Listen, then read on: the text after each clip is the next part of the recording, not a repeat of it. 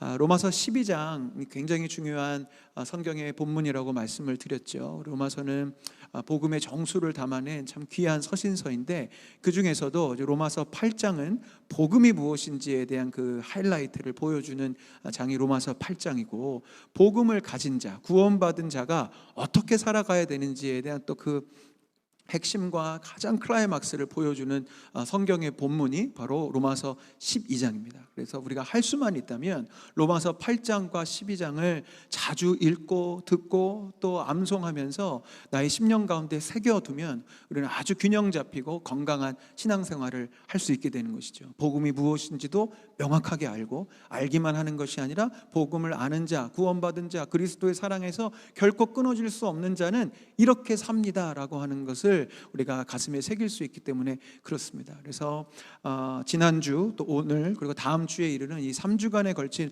로마서 12장의 말씀은 정말 귀중한 말씀이 될 거고요. 우리 인해 나온 오신 성도님들도 종종 이천만나교회 유튜브 들어와서 설교 듣고 계시죠? 네, 들으실 거죠?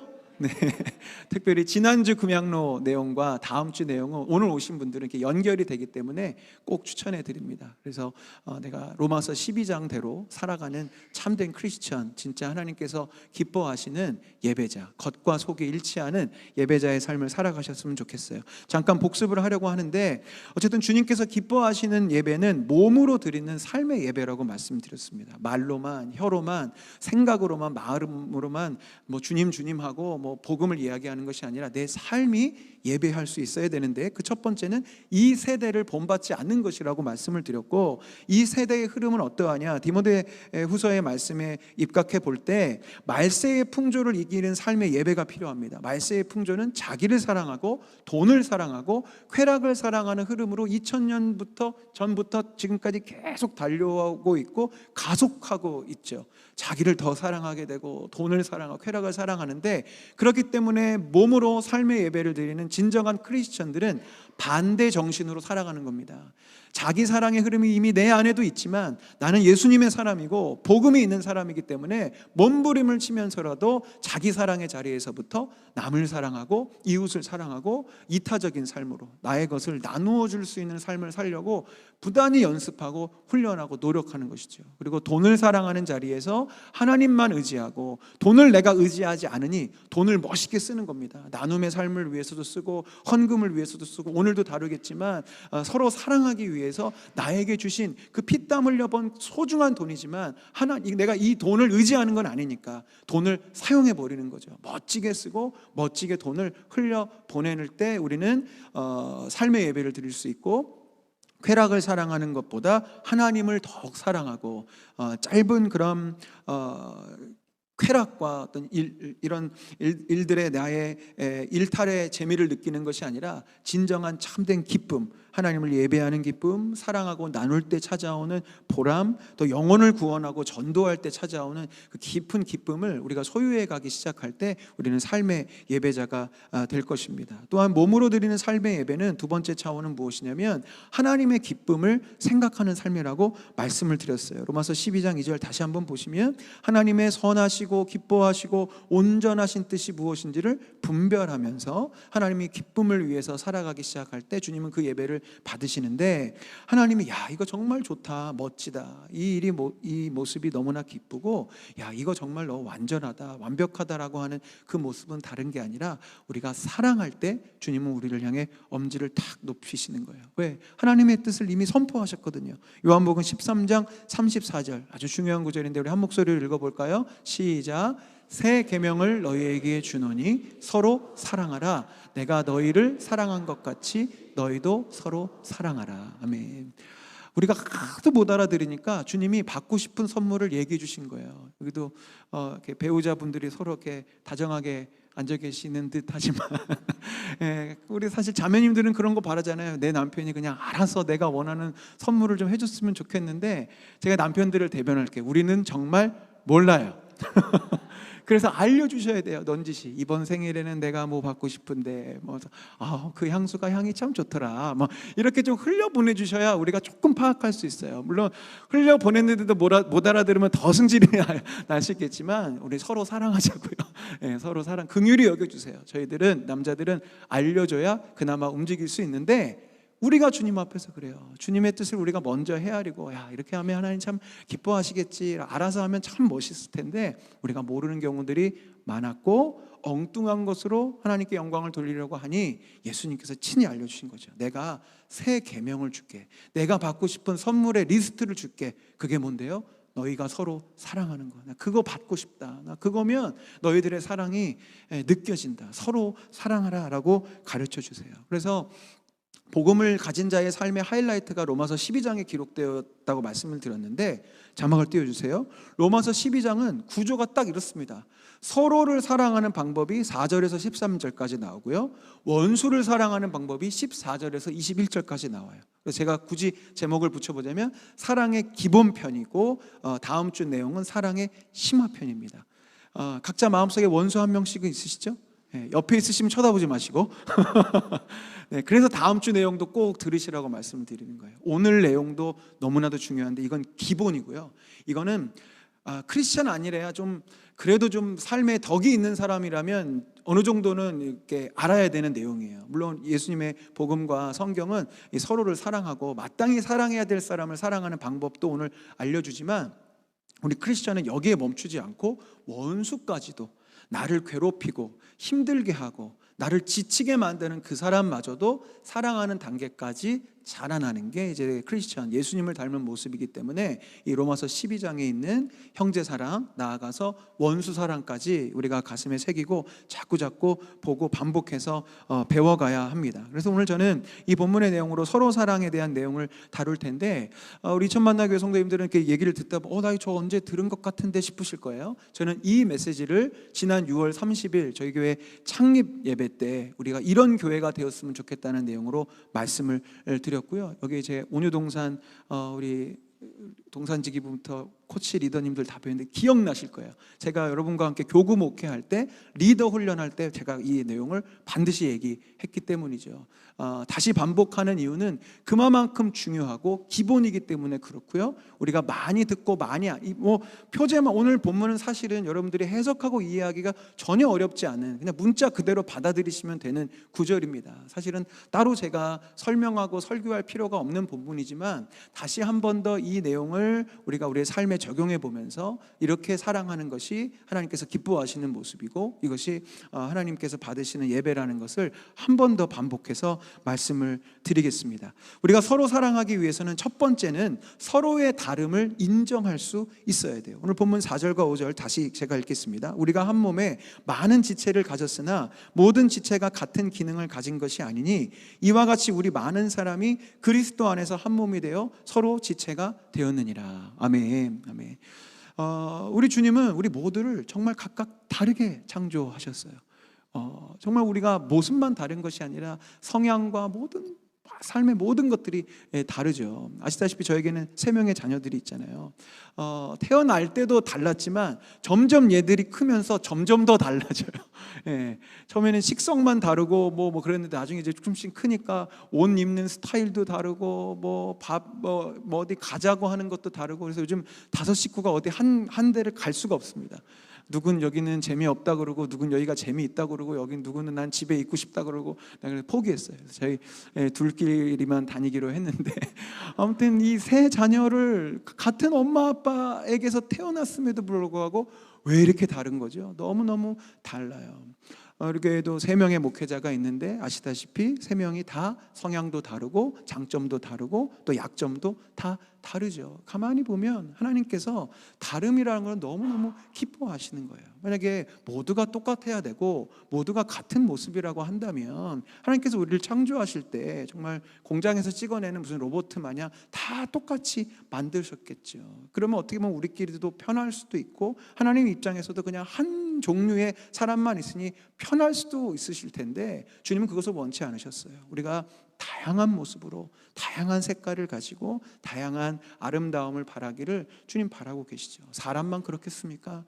이 자연을 둘러보십시오. 나무도 종류가 왜 이렇게 많은지, 새들은 종류를 헤아릴 수가 없고 강아지만 해도 견종이 정말 많잖아요. 하나님은 그만큼 다양한 것을 기뻐하세요. 좋아하세요. 우리는 그걸 기억해야 돼요. 그래서 사랑의 사실 첫 번째 단추가 서로의 다름을 인정하는 것이니만큼 사랑을 방해하는 첫 번째 장애물도 이 다름에 대한 부분이에요. 우리는 자꾸 주님의 마음과 성령님의 가슴을 품지 않으면 그냥 자기중심적이기 때문에 다름이 다 틀림으로 보여요.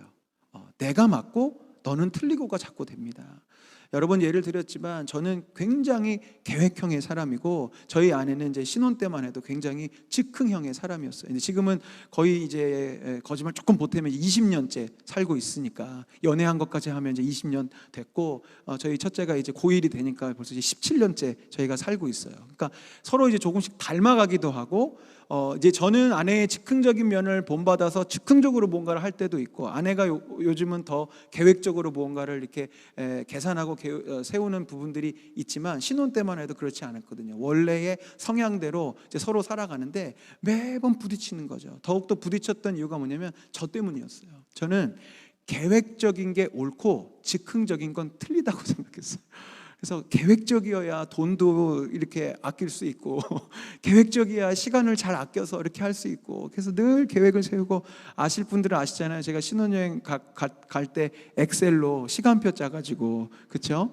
짜서 이 식당이 문을 닫았을 경우 플랜 B, 플랜 C 하고 정말 무슨 단기 선교 가는 것도 아니고 그렇게 신혼여행을 준비하면서 갔으니 얼마나 즉흥적으로 무언가를 아내가 하고 싶고 또 하려고 할 때마다 제가 맞고 그건 틀렸다라고 이야기했던 시간들이 있죠. 근데 시간이 지나 보니까 그건 틀린 것이 아니고 다른 거였고요. 같이 살아가고 특별히 아이들을 키우고 함께 목회를 감당하면서 저는 오히려 요즘은 아내의 저는 즉흥적으로 대응할 수 있고 임기응변할 수 있는 저 능력의 사람을 함께 하게 해주신 것이 얼마나 큰 기쁨인지 모르겠어요. 잘 아시다시피 우리 인생은 계획대로 되지 않습니다. 계획은 필요하지만 계획은 무너지게 되어 있고 돌발적인 상황 앞에서 저 같은 유형의 사람들은 얼음이 되어버려요. 왜? 계획이 무너지고 그 다음 계획을 떠올리기 전까지는 한 발자국도 움직이지 못하는데 저희 아내와 같이 즉흥적인 성향을 가진 분들은 오히려 위기를 빨리 극복하고 새로운 방법을 빨리 찾아내는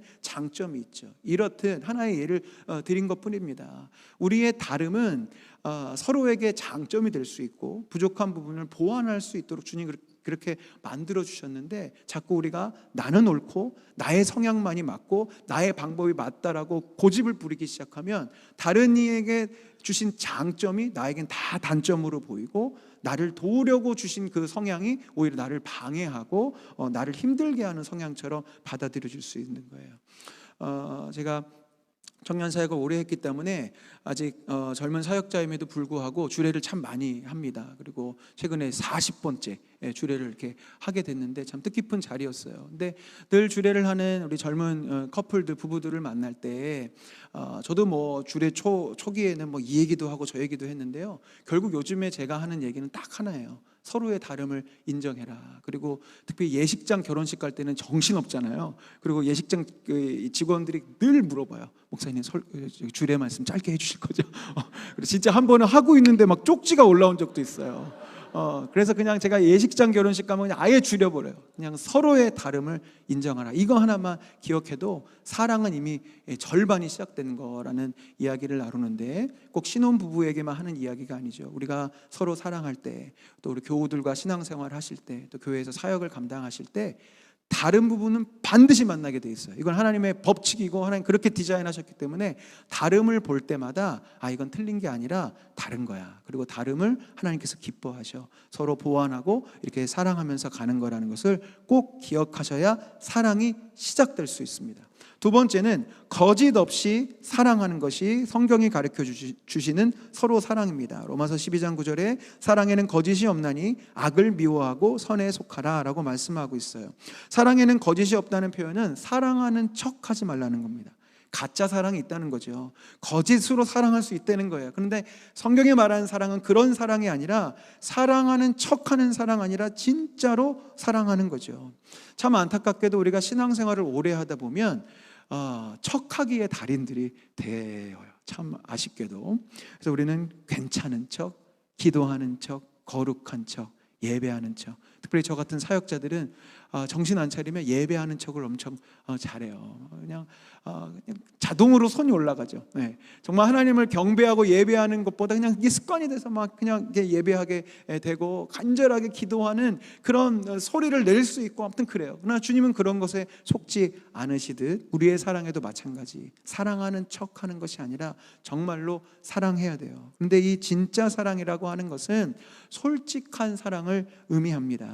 창세기 2장 25절에 아담과 그의 아내 두 사람이 벌거벗었으나 부끄러워하지 아니하니라 라는 아직 죄가 들어오기 전에 참 서로를 진심으로 사랑하는 진짜 사랑의 모습이 어떤 모습이었냐면 벌거벗었으나 부끄러워하지 아니하는 거예요. 역시 저는 젊은 부부들 결혼을 준비하는 우리 청년 커플에게 이 이야기를 꼭 합니다. 이것은 단순히 육체적으로 벗고 있었다는 의미만 갖고 있지 않다. 이건 무엇이냐면 서로가 서로에게 숨기는 것이 없고 서로의 마음 가운데 있는 이야기를 다 나누는 그 모습이 하나님께서 기뻐하시는 이 진정한 사랑. 부부만이 아니라 우리가 서로 사랑하게 될 때 서로의 마음을 다 나눌 수 있는 것이 그것이 진정한 사랑이어야 된다는 거예요.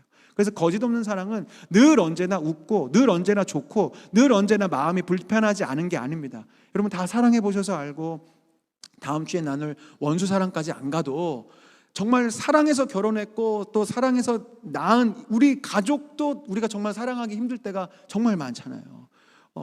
불편하고 마음에 괴롭고 섭섭함이 있고 여러 가지 그런 마음들이 있는데 우리가 자꾸 가족 안에서도 또 서로 사랑하는 교우들 간에도 자꾸 옷을 입어요. 무슨 말이냐면 마음을 가리는 거죠. 괜찮은 척하고 속으로는 미우면서도 괜찮은 척하고 섭섭하면서도 섭섭하지 않은 척하고 그러나 척하는 건 반드시 나중에 골마서 문제가 됩니다. 그리고 이런 부분들로는 하나 되기가 어려워요. 그래서 우리는 이것을 나눌 수 있어야 돼요. 벌거벗을 수 있어야 돼요. 이것은 무엇이냐면 대화를 해야 되는 거죠. 내가 왜 섭섭한지, 왜 내 마음이 불편한지, 왜 이 부분 때문에 내 마음이 어려운지에 대해서 서로 대화를 나눌 수 있어야 돼요. 물론 말처럼 쉽지는 않습니다. 그러나 이 일들을 위해서 우리가 사랑의 마음으로 또 기도하면서 그 마음들을 잘 나눌 수 있어야 되고요. 이 일을 뭐가 반영하냐면 늘 우리의 자존심이 방해해요. 내가 욕간 일로 이걸로 섭섭하다는 걸 얘기하는 게 맞을까? 내가 이걸로 지금 힘들었다는 것을 이야기하는 것이 맞을까? 기도 중에 그것이 내가 충분히 소화되고 해결이 되면 괜찮아요. 그러나 기도를 하고 고민을 하는데도 그 부분이 풀려지지 않고 저 사람만 보면 섭섭하게 했던 게 또 대번에 생각나고 하면 하나님 앞에 기도하면서 좋은 기회를 얻어 서로의 그 나눔이 있을 수 있도록 하셔야 됩니다. 그렇게 우리가 서로의 이야기를 나누는 공동체가 되고 그런 사랑을 할 때 서로 사랑할 수 있게 되고요. 중요한 것은 대화라고 하는 건 내 말만 내뱉는 게 대화가 아니죠. 나 이렇게 해서 섭섭했으니까 사과해. 이거는 대화가 아니에요. 대화는 듣는 거예요. 왜 그 사람이 나한테 그렇게 말했을까? 사실 조금만 대화해 보면 맥락이 있고 이해할 수 있는 상황들이 있거든요.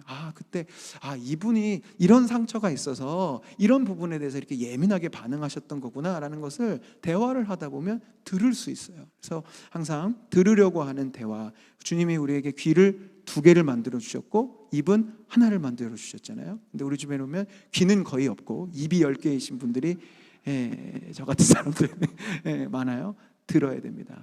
더 2배는 더 들을 수 있도록 하실 때 우리는 진짜 사랑을 하게 됩니다. 세 번째, 성경이 알려주는 서로 사랑. 내가 먼저 예의 있게 존중하셔야 합니다. 로마서 12장 10절에 형제를 사랑하여 서로 우애하고 존경하기를 서로 먼저 하며 서로 솔직하게 대화하고 나의 자존심을 내려놓고 내가 이게 섭섭했고 서운했고 이게 화가 났고 하는 이야기를 성경적으로 얘기하려면 서로 예의 있게 이야기해야 돼요. 같은 얘기라도 그렇죠. 내 감정이 막 복받쳐서 얘기한다면 대화가 되지 않습니다. 오히려 더 상처만 증폭되고 나는 풀어낸 것 같지만 사실 집에 돌아오면 또 다른 어떤 원망과 미움이 있을 수 있어요. 그래서 우리의 사랑의 대화와 교제 안에는 반드시 예의와 존중이 있어야 돼요. 고린도전서 13장에도 있지만 사랑은 무례히 행치 않습니다. 우리 만나교회 교우분들은 꼭 기억하십시오. 내 믿음의 크기는 내 성품의 크기와 동일합니다. 내가 아무리 믿는다 하고 뭐 철야 기도를 하고 성경을 백독을 하고 뭐 금식을 40일 동안 해서 스스로 내 믿음의 크기는 이 정도야 라고 생각하실지 모르겠으나, 그분의 삶의 인격과 성품이 맨날 성질내고 누구한테 미워하고 조그만 것도 참지 못하고 있다면 어찌 보면 나의 믿음은 거짓된 것으로 부풀려져 있을 수 있어요. 그래서 내가 말씀도 있고 기도도 하고 그 자리를 지킨 것은 무엇으로 증명되느냐? 내 성품과 인격이 얼만큼 자라났고 내 그릇이 얼마나 넓어졌는지로, 그것으로 스스로를 판단할 수 있는 거예요. 남을 판단하시라는 게 아니라 나의 믿음의 크기는 얼마일까? 나는 주님을 향한 간절함은 얼마나 크기일까를 보실 수 있는 하나의 척도는 뭐냐면 내 성품과 인격을 바라보시면 돼요. 그래서 우리가 예의 있게 존중하면서 그렇게 대화하는 것들이 필요합니다. 그래서 교회에서 무언가를 하시고 섬길 때 성경적인 태도를 가지고 있는 것이 굉장히 중요해요. 로마서 오늘 본문을 유진 피터슨 목사님이 이렇게 새롭게 해석하셨습니다. 설교하는 일이라면 하나님의 메시지만을 전하고 그와 상관없는 내용을 전하지 마십시오. 돕는 일이라면 도와주기만 하지 월권하지 마십시오. 가르치는 일을 한다면 여러분이 가르치는 바를 고수하십시오. 격려하고 안내하는 일이라면 으스대지 않도록 조심하십시오. 책임자 위치에 있다면 멋대로 권력을 휘두르지 마십시오. 곤란에 빠진 사람들을 원조하는 일에 부름을 받았다면 늘 눈을 크게 뜨고 잘 살펴서 신속하게 움직이도록 하십시오. 불우한 사람들과 더불어 일하는 사람이라면 그들 때문에 화를 내거나 우울해지지 않도록 하십시오. 늘 얼굴에 미소를 띠고 일하십시오 라는 말씀을 이렇게 전해주셨어요. 참 맞는 말이에요. 우리가 하나님 일을 한다고, 사랑을 한다고 하면서도 화를 내고 성질을 내고 내 뜻대로 안 된다고, 내 계획대로 안 된다고, 그런 경우들이 심심치 않게 있죠. 그래서 교회에 사역을 하다가, 하나님의 일을 하다가 서로 시험당하고 상처받아서 막 교회가 갈라지는 일들이 심심치 않게 있는데 다 태도 때문입니다. 다 하나님을 하겠다고 달려든 거예요. 다 하나님 사랑하겠다고 달려들었는데 이 예의와 존중을 하지 않아서 그런 문제가 생기는 것이죠. 무엇보다도 이 말씀에서 우리가 기억해야 되는 것은 무엇이냐면 서로 먼저 하며 라는 표현입니다. 서로 먼저 하며. 세상 사람들은 그렇게 얘기하죠. 저쪽이 잘해야 나도 잘해주죠.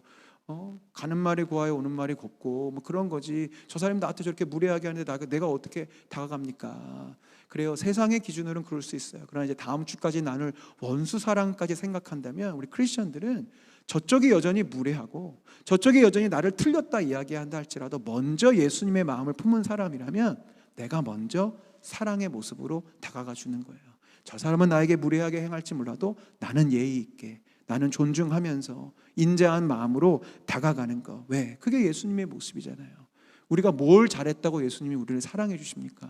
우리는 주님을 배신했고 주님을 원망하고 주님을 알지 못했고 여전히 우리 예수님을 믿는다 하면서도 얼마나 많이 주님께 실망을 드리는 존재입니까? 그럼에도 불구하고 주님이 우리를 늘 먼저 사랑해 주셨잖아요. 그러니까 우리도 마찬가지인 거예요. 저 사람이 잘해야, 저 사람이 나한테 화해의 손을 내밀어야, 저 사람이 나한테 잘못됐다고 얘기하면 나도 흔쾌히 화해할 수 있어요. 그러나 저 사람이 손 내밀기 전까지 난 절대 안 할 거예요 라는 마음은 크리스천의 마음이 아니라는 거 기억하셔야 됩니다. 네 번째, 서로 사랑의 수고를 피하지 말아야 합니다.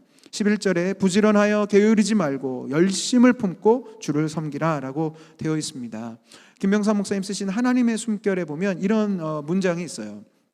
나태를 뜻하는 헬라어, 게으름을 뜻하는 헬라어 아케디아는 돌보지 않다, 무책임하다는 뜻이 있습니다. 게으름의 반대말은 근면이라는 딜리전스라는 영어인데 이 근면이라는 이 영어 단어는 사랑하다라는 라틴어로부터 왔습니다. 즉 나태는 사랑하지 않는 것입니다. 이 성경이 말하는 나태는 그냥 뭐 잠이 많거나 게으르거나 뭐 그런 것만을 의미하지 않아요. 성경이 말하는 나태는 사랑하지 않는 게으름이 바로 나태인 거죠. 그래서 가만 보면 우리의 삶에 보면 수고와 정성과 애씀과 희생 없이 생명은 자라나지 않아요. 하나님께서 그렇게 만드셨어요. 이 중에는 뭐 농사를 지으신 경험이 있는 분들도 꽤 계실 텐데 저는 농사를 지어본 경험이 없기 때문에 얼마나 무식한 생각을 했냐면 그냥 땅만 좋으면 씨를 뿌리면 알아서 자라나서 알아서 열매 맺는 줄 알았어요. 그래서 정말 이런 자연재해만 아니면 농사가 제일 편하지 않을까라는 말도 안 되는 생각을 하면서 살았는데, 제 친구가 이제 캐나다에 이민을 갔는데, 이민 가서 새로 만든 취미가 이제 남자인데 취미가 농사 짓는 거예요. 자기 집 뒤에 이 마당에 이제 텃밭에 농사를 짓는데, 이따금씩 한국에게 귀국할 때마다 이제 일 때문에 들어올 때마다 1년에 한두 번씩은 만나는데, 들어와서 늘 해주는 얘기가 농사 지은 얘기 해주거든요. 뭐 올해는 고추가 잘 됐어, 뭐 오이가 잘 됐어, 우리 등치는 막 산만한 남자애가 맨날 그 얘기를 하는데, 그 친구한테 들어보니까 농사가 굉장히 큰 일이더라고요. 늘 벌레 잡아줘야 되고, 뭐 뿌려줘야 되고, 뭐 솎아줘야 되고. 특별히 저는 좋은 땅은 그냥 알아서 만들어지는 줄 알았는데, 좋은 땅을 만들기 위해서는 막 거름을 부어줘야 되고, 그 친구가 막 음식물 쓰레기 중에서 뭐를 또 따로 골라내서 그것을 며칠 동안 삭히고, 뭐 그걸 해가지고 뭐 흙에 부어주고, 뭐 2달 뒤에 뭐 갈아주고, 뭐 이런 얘기를 하는 거예요. 그래서 야, 이거 농사가 보통 일이 아니구나라는 것을 깨닫게 됐거든요. 여러분, 식물 하나가 자라나는데도 이렇게 정성과 수고가 들어가요. 여기 또 강아지 키우고 계신 분들 꽤 계시죠. 네, 제가 코로나 때 강아지를 입양해서 저희 아내랑 늘 그래요. 시간을 돌이킬 수만 있다면 입양하지 않았을 텐데, 이미 지금은 어쩔 수 없어요. 그리고 이제 우리 지구 없이는 살 수 없는 이제 존재가 됐지만, 그럼에도 불구하고 날마다 이 산책에 대한 이 숙제의 압박과, 그리고 우리 강아지들은 참 귀엽지만 혼자 이렇게 치우질 못하잖아요. 예, 다들 우리가 치워줘야 돼요. 화장실을 치워줘야 되고, 뭐 배변 패드 갈아줘야 되고, 먹여야 되고, 씻겨야 되고, 해야 될 일이 보통 많은 게 아니에요. 그래서 주변에 강아지 키우시겠다는 분들 있으면 제가 일단은 한번 말려요. 예, 한번 깊이 고민해 보시고 3일 동안 기도해 보십시오. 주님의 음성이 들리지 않는다면 키우지 마시고, 보통 일 아닙니다 라는 얘기하는데, 강아지를 한 마리 키워도 이렇게 정성이 들어가야 하듯이 사람을 사랑하고 사랑을 넘어서 그 영혼을 살리려면 얼마나 많은 수고가 들어가겠어요. 근데 이 조금 애써보고, 저 사람 사랑은 너무 힘들어, 뭐 변하는 게 있어야지, 맨날 뭐 섬기고, 뭐 나만 맨날 밥 사고, 뭐 나만 맨날 용서하는데 왜 나는 뭐 이런 거야 라는 마음이 있으실 때마다, 콩을 하나 키울래도 정성이 들어가고, 강아지 한 마리를 키워도 정성이 한다는 꼭 기억하십시오. 이게 하나님의 법칙이에요. 우리의 수고와 눈물과 애씀이 들어가면, 그때가 어느 때인지 모르겠지만 때가 차면 반드시 사랑의 열매가 맺어집니다. 그래서 포기하지 않으시고 사랑의 수고를 감당하시기를 바라고요. 5번째 사랑, 기도가 사랑입니다. 로마서 12장 12절 함께 읽어볼까요? 소망 중에 즐거워하며 환난 중에 참으며 기도에 항상 힘쓰며. 당연한 말이지만 기도가 곧 사랑이고요. 사랑한다면 기도하셔야 돼요. 우리 성도님들 이제 변화산 되면 이제 기도 제목이 늘 우리 변화산 기도 봉투로 올라오죠. 우리 온유동산 때도 우리 성도님들의 기도 제목 제가 받고, 우리 이천만나 교우분들 또 이번 변화산에도 제가 기도 제목 다 했는데, 꼭 빠짐없이 들어가는 기도 제목 하나가 있어요. 그게 뭐냐면 자녀에 대한 기도 제목이에요. 남편에 대한 기도 제목은 없어도 자녀에 대한 기도 제목은 빠지지 않아요. 예, 사랑하기 때문이에요. 남편 기도 제목도 좀 적어주세요. 예. 예, 여러분, 사랑하면 기도하게 돼 있어요. 기도하지 말라 그래도 기도하십니다. 오늘도 이 금양로 기도에 아마 자녀를 위해, 또 자녀의 그 자녀를 위해서 기도하실걸요. 왜요? 우리는 사랑하니까요. 근데 그 사랑의 범주를 조금씩 넓혀가자는 거예요. 내 가족을 위해서 당연히 기도해야 되고, 내 남편과 내 아내와 또 우리 부모님과 동기관들을 위해서 마땅히 기도해야 합니다만, 그 기도의 범주가 더 넓어져야 되죠. 같은 믿음의 교우들, 또 나의 일터에서 만나는 이들까지 우리가 사랑한다면 조금씩 기도를 넓혀가는 거예요. 왜? 사랑은 무엇이냐? 다음 주에도 살펴볼 구절인데요, 즐거워하는 자들과 함께 즐거워하고 우는 자들과 함께 우는 것이 사랑이기 때문이고요. 다음 주는 제가 이게 원수 사랑의 구절에 있기 때문에 더 설명할 텐데, 우리는 원수의 기쁨과 아픔에까지 동참하라고 성경은 요청하고 있어요. 정말 어려운 일이죠. 다음 주에 나누겠지만, 우리 보통은 어떻습니까? 나를 괴롭히는 사람이 잘 되면 배 아프고, 우리 너무 크리스천이라서 답을 못 하시는 거예요. 네. 나 괴롭히는 사람 안 되면, 잘 되면 배 아프고 망하면 속 시원한 게 사실 우리의 마음인데, 성경은 뭐라고 말하냐면 즐거워하는 자들과 함께 즐거워하고 우는 자들과 함께 울래요. 제가 말씀을 깊이 보다 보니까 이건 지금 원수 사랑에까지 닿아 있는 말씀인데, 하물며 원수의 기쁨과 아픔에도 동참해야 되는 것이 예수님의 명령이거늘, 마땅히 사랑해야 되는 사람들, 마땅히 나랑 특별히 원수 짓지 않는 사람들의 아픔과 슬픔에도 당연히 동참해야 되죠. 그럼 어떻게 동참하겠어요? 기도하는 거예요. 예. 기쁜 일에는 같이 기뻐해주고 슬픈 일에는 함께 기도해주는 것으로 그 사랑에 동참하는 것이죠. 그렇기 때문에 주님께서는 중보기도를 쓰실 수밖에 없다고 몇 번이나 말씀드렸습니다. 왜? 중보기도는 사랑 그 자체예요. 나를 위해 기도하는 거 아니잖아요. 그 사람을 잘됨을 위해서 이타적인 기도이기 때문에 하나님이 받으실 수밖에 없습니다. 한 번 더 우리 이천 만나의 교우분들께 꼭 부탁을 드려요. 나무 모임을 애써 모여주셔야 되고요. 나무 모임 때 기도 제목을 나누라는 리더의 말에 귀찮아하지 마시고 꼭 기도 제목을 나눠주셔야 돼요. 그러면 그 기도 제목을 나누는 사이에도 우리는 서로의 기도 제목을 알게 모르게 마음 가운데 새기게 됩니다. 그러면 생각날 때마다 기도하게 되고 짧게나마 아니면 관심을 갖게 되죠. 그분 이번 오늘 뭐 병원 검사 있다고 하는데 검사 잘 받으셨나? 조금 더 사랑의 수고를 하실 수 있다면 뭐 카톡이라도 한번 해주시고 뭐 더 할 수 있으면 전화라도 해서 뭐 검사 잘 받았냐고 얘기할 수 있는 그게 사랑이잖아요.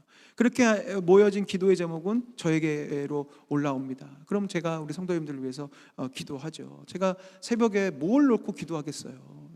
우리 성도님들의 기도 제목을 놓고 기도하는데 뭉뚱그려 기도할 수도 있겠지만 이렇게 기도 제목을 계속 나눠주시는 분들은 제가 더 구체적으로 기도하게 되고 또 구체적으로 기도하면서 저도 함께 확인하게 되는 그런 시간들을 갖습니다. 그래서 꼭 기도 제목들을 잘 나눠주시고요. 마지막 6번째, 지갑을 여는 것이 사랑입니다. 로마서 12장 13절에 성도들의 쓸 것을 공급하며 손 대접하기를 힘쓰라 라고 되어 있습니다. 말씀드렸던 대로 주님께서 원하시는 사랑은 말과 혀로만 사랑하지 않아요. 저 사람 불쌍하다. 어떻게 딱하네. 말하는 거 물론 말도 안 하고 공감도 안 하는 차가운 마음인 것보다 100배 낫지만 아무리 말만 해도 도와주지 않는다면 그것이 무슨 소용이 있겠어요. 성경에도 있지만. 그래서 우리가 구체적인 도움과 또 하실 수 있거든 재정적인 물질적인 도움을 주는 것이 필요해요. 그래서 우리 이천만나 교회 공동체는 이번 주일에 광고를 드릴 텐데 사랑의 나눔 통장을 이제 개설했습니다. 그래서 교회의 헌금과는 별도로 이제 사랑의 나눔 기금을 계속해서 이제 우리 교우들이 모아서 주변에 어려운 이웃들이 있을 때 아니면 갑작스러운 어떤 가정 안에 어려운 뭐 사고나 뭐 그런 것들을 만났을 때 도울 수 있는 기금을 우리가 확보하려고 이제 이 일들을 시작을 했거든요. 그래서 우리가 누군가를 돕고 싶은 마음들이 있고 어떤 큰 돈을 만약에 주셨거나 하나님께서 그런 일을 주실 때 그런 마음 성령께서 주실 때 있잖아요. 이거 딱 누구 도우는데 어느 정도 쓰면 참 좋겠는데 싶으실 때 구체적으로 도와줄 때 보여지시면 도우시면 되지만 그걸 잘 모르시겠거든 우리 교회에 있는 이제 사랑의 나눔 통장에다가 또 기금을 모아주시면 저희들이 때가 돼서 또 하나님 또 기묘한 방식으로 도움이 필요한 자들을 연결해 주실 때 이제 그 재정을 쓰려고 하고 있어요. 말씀드렸던 대로 재정적인 도움과 헌신을 엄청난 무슨 헌금을 하셔라 아니면 뭐 교회 전체를 뭐 밥을 사셔라 이런 거 아닙니다. 냉수 한 그릇이라도 내 주변에 어려워 보이는 이웃에게 작은 관심과 돌봄이 필요한 사람에게 그 작은 것 하나를 베푸는 것이 사랑입니다. 마태복음 10장 42절에 또 누구든지 제자의 이름으로 이 작은 자 중 하나에게 냉수 한 그릇이라도 주는 자는 내가 진실로 너에게 이르노니 그 사람이 결단코 상을 잃지 아니하리라 하시니라. 아멘이시죠? 얼마나 감사해요. 냉수 한 그릇이에요. 냉수 한 그릇. 나의 그 사랑의 마음을 전할 수 있는 작은 수고가 하나님 나라를 만들어내고 하나님 기뻐하시는 사랑의 열매가 되는 것입니다. 오늘 내용을 정리하겠습니다. 서로 사랑 설명서, 오늘 로마서 12장에 있는 말씀은 6가지의 모습을 우리에게 알려줘요. 6가지 모습 자막을 띄워주시면 좋겠습니다. 서로 사랑하는 것, 첫 번째 서로의 다름을 인정하는 것. 다름은 아름다운 것이고 틀림이 아니라는 거 기억해 주시고, 거짓없이 사랑하라. 사랑하는 척하지 않도록 대화하고, 대화는 듣는 거라는 거. 그 사람이 나한테 왜 이렇게 행했을까 헤아려 보시고 들어보려고 애쓰시고, 또 내가 먼저 예의 있게 존중하고 사랑의 수고를 피하지 말고, 기도가 사랑이기 때문에 늘 그의 아픔을 헤아리면서 기도해주고, 또 하실 수 있다면 지갑을 열어서 냉수 한 그릇이라도 사랑의 기프티콘이라도 하나 보낼 수 있는 그것이 사랑이라는 거 꼭 기억하시면서 우리가 서로 사랑할 수 있는 주님의 백성들이 되기를 원합니다. 우리는 모두 다 예수님의 제자로 부르심을 받았습니다. 주님은 우리를 따르라 말씀하셨고 제자가 되라고 이야기하시는데 제자는 다른 게 아니에요. 아까 읽으셨던 요한복음 13장 34절과 35절이 이렇게 연결됩니다. 새 계명을 너희에게 주노니 서로 사랑하라. 내가 너희를 사랑한 것 같이 너희도 서로 사랑하라. 너희가 서로 사랑하면 이로써 모든 사람이 너희가 내 제자인 줄 알리라. 아멘. 아멘. 우리가 예수님의 제자인 거, 저 신학 박사 했는데요, 저 교회에서 성경 공부 구약개관 신약개관 뭐 할 거 다 했는데요, 그래서 전 예수님의 제자예요. 아니요, 그걸로 증명되는 게 아니고요, 우리가 서로 사랑하면 우리가 따로 설명하고 가르쳐 주지 않아도 이 세상에 있는 사람들이 야, 저 사람 진짜 예수님 믿는 사람인가 봐, 저 사람은 정말 제대로 교회 다니는 사람인가 봐 라고 알게 된다는 거예요. 우리가 그렇게 서로 사랑으로 승리할 수 있는 우리가 되어지기를 원합니다. 지난주도 말씀드렸지만 이 로마서 12장에 있는 내용은 우리의 힘과 노력만으로 되어지는 일 아니에요. 이렇게 서로 사랑하는 거 이론적으로야 다 아멘 하시고 끄덕끄덕 하시지만 실제로 하나라도 적용해 보라 그러면 우리 안에 있는 죄성과 세상의 흐름이 다 방해하거든요. 쟤는 왜 이렇게 나랑 달라서 힘드냐, 그리고 왜 나만 이렇게 애써야 되냐, 쟤는 저렇게 왜 이렇게 무례하지, 그런 마음이 올라올 때 우린 기도하셔야 됩니다. 하나님의 자비하심으로 너희를 권하노니라고 로마서 12장은 시작되고 있어요. 그 자비하심은 하나님의 도우심이라고 말씀드렸습니다. 오늘도 기도하실 때 주님, 사랑 없는 나를 도우시고 주님의 마음으로 채우시고 예수님의 성품이 나의 인격이 되게 하여 주셔서 나의 인격의 크기만큼 믿음이 자라나게 하여 주시옵소서. 우리 그런 마음으로 찬양하며 결단하시겠습니다.